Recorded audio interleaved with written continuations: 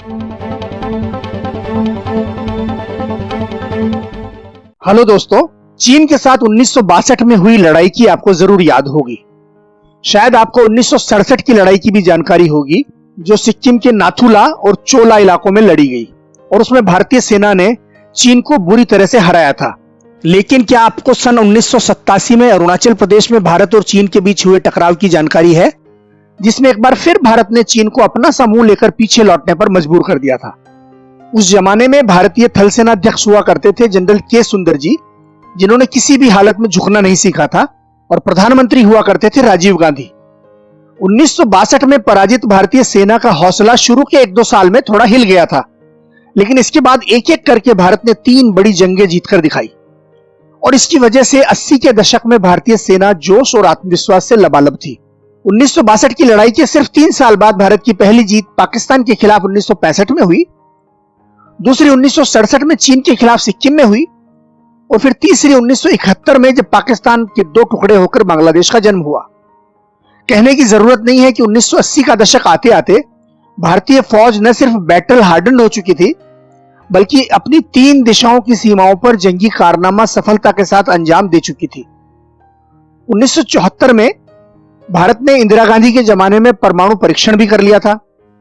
कुल मिलाकर बात यह कि भारतीय फौज का जोश देखते ही बनता था। ऐसे समय पर चीन ने भारत से एक और छेड़खानी कर डाली। जैसे कि उसकी रणनीति है, वो समय समय पर अपने पड़ोसी देशों की सीमाओं में घुसपैठ करके अपनी भौगोलिक सीमा को थोड़ी थोड़ी आगे बढ़ाने की कोशिश करता रहता है। इस प्रक्रिया में वो सामने वाले देश को विकास के काम से ध्यान हटाकर लड़ाई की तरफ ही अपना सारा ध्यान फोकस करने के लिए मजबूर करता रहा है।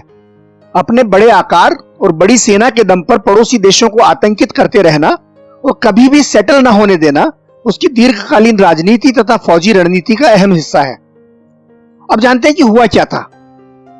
1980 में जब इंदिरा गांधी सत्ता में लौटी, तब उन्होंने भारत के रक्षा तंत्र को मजबूत बनाने पर ध्यान केंद्रित किया। इसी के तहत उन्होंने तत्कालीन सेनाध्यक्ष जनरल के.वी. कृष्ण राव की तरफ से पेश की गई एक योजना को मंजूरी दी। इस योजना में चीन के साथ लगी वास्तविक नियंत्रण रेखा पर भारतीय सैनिकों की संख्या बढ़ाने का प्रस्ताव था। इन इलाकों में खास तौर पर तवांग का इलाका शामिल था, जिस पर चीन की हमेशा से नजर रहती है और जो 1962 की लड़ाई का केंद्र भी रहा था। 1984 की गर्मियों में भारत ने समदोरोंग चू नामक सीमावर्ती स्थान पर अपनी निगरानी चौकी स्थापित कर ली। भारत चीन तनाव जारी ही था कि इधर भारत में पूर्व प्रधानमंत्री इंदिरा गांधी की हत्या हो गई और देश की बागडोर उनके पुत्र राजीव गांधी के हाथ में आ गई। उधर चीन ने 2 साल तक अरुणाचल सीमा में बनाई गई भारतीय चौकियों को अनदेखा किया, या कम से कम ऐसा नाटक किया कि वो उसको अनदेखा कर रहा है। लेकिन 1986 में उसने खुद भी सीमा के दूसरी तरफ स्थायी ढांचों का निर्माण शुरू कर दिया। वहां पर न सिर्फ एक हेलीपैड बना दिया गया, बल्कि करीब 250 सैनिक भी तैनात कर दिए गए। चीन का कहना था कि भारत ने इस इलाके में चौकियां क्यों बनाई, जबकि वहां पर चीन की चौकियां नहीं है।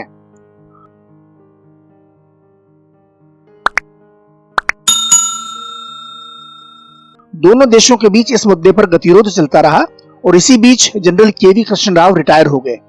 उनकी जगह ले ली जनरल के. सुंदर जी ने। जैसा कि हमने पहले जिक्र किया है, सुंदर जी किसी भी हालत में झुकने वाले जनरल नहीं थे। उन्होंने चीनी फौजों की तैनाती का जवाब उसी अंदाज में देने का फैसला किया और ऑपरेशन चेकरबोर्ड लॉन्च किया।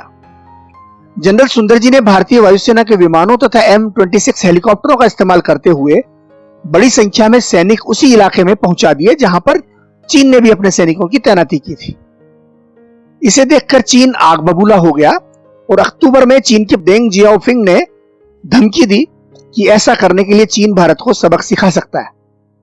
यह जो धमकी थी, ये अमेरिका के माध्यम से भारत को भेजी गई, लेकिन भारत झुका नहीं। उल्टे राजीव गांधी ने 20 फरवरी 1987 को अरुणाचल प्रदेश को केंद्र शासित प्रदेश की बजाय एक राज्य में तब्दील करने का ऐलान कर दिया। आप जानते हैं कि अरुणाचल प्रदेश पर चीन अपना अधिकार जताता है। भारत की कार्रवाई चीन को साफ जवाब था कि भारत न तो उसकी सेना के जमाव से झुकने वाला है और न ही उसकी धमकियों से प्रभावित होने वाला है। 1987 की गर्मियां आते आते चीन ने और भी बड़ी संख्या में अपने सैनिक उस इलाके में पहुंचा दिए। हालत यहां तक पहुंची कि चीन ने करीब 20,000 सैनिक चेंगदू और कई हजार सैनिक लांगजू नामक इलाके में तोपों और हेलीकॉप्टरों के साथ में तैनात कर दिए। जनरल सुंदर जी जानते थे कि अब किसी भी वक्त जंग शुरू हो सकती है, तो उन्होंने भी बड़ी संख्या में भारतीय सैनिकों को तैनात कर दिया और वायुसेना के स्क्वाड्रन भी वहां पर पहुंचा दिए। अब शुलुला और बमला जैसे इलाकों में दोनों देशों की सेनाएं आमने सामने थी।